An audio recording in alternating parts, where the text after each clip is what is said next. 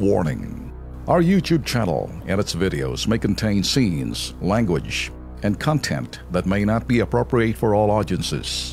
These videos include surveillance footage, undercover pursuit of suspects, actual police and rescue operations, and fearless confrontations.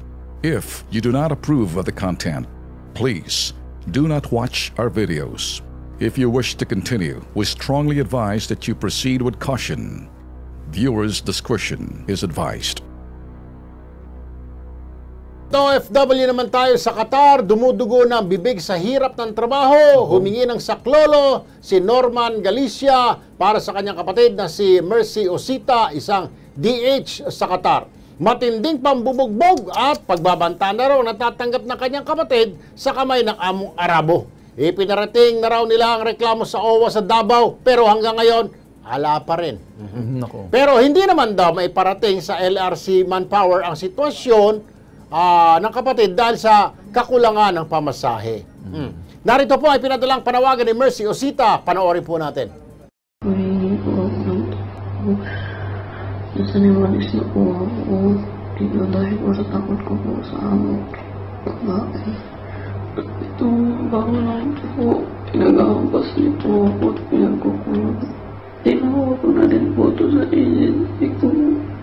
Pero ang sabi na sa akin, wala na po silang magagawa kasi ako sa buong 3 months ko.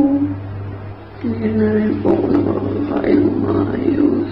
Kasi po masakit po siya pag kinakain. Ang pawaya na po, tulungan niyo na po ako.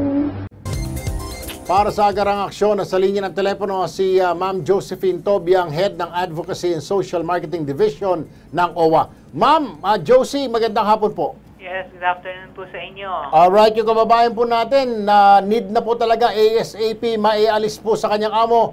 Ginulpe, putok yung bunganga, yung kanyang bibig, may kinukurot pa ng kanyang amo, pinagbabanta ng Arabong amo, pero alang ginawa yung agency. Lumapit na raw po sila ng Davao OWA, pero hindi raw po matulungan ng Davao OWA, kaya rekta na ho kami sa inyo, ma'am.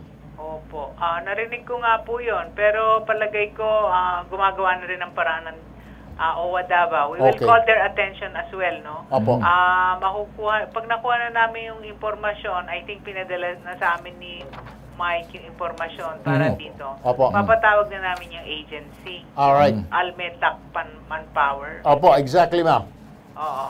So, pwede natin sabihin sa pamilya, ma'am, na gagawa na po ito ng paraan sa lalong madaling panahon ng inyong tanggapan. LRC Manpower. LRC, yes, ma'am. Yes, okay. Sige. Naka, ma'am. Papatawag namin. Alright, ma'am. Maraming salamat pa. Have a nice weekend, Ma'am Josie. You're welcome. Thank you po. Same to you. Thank you po.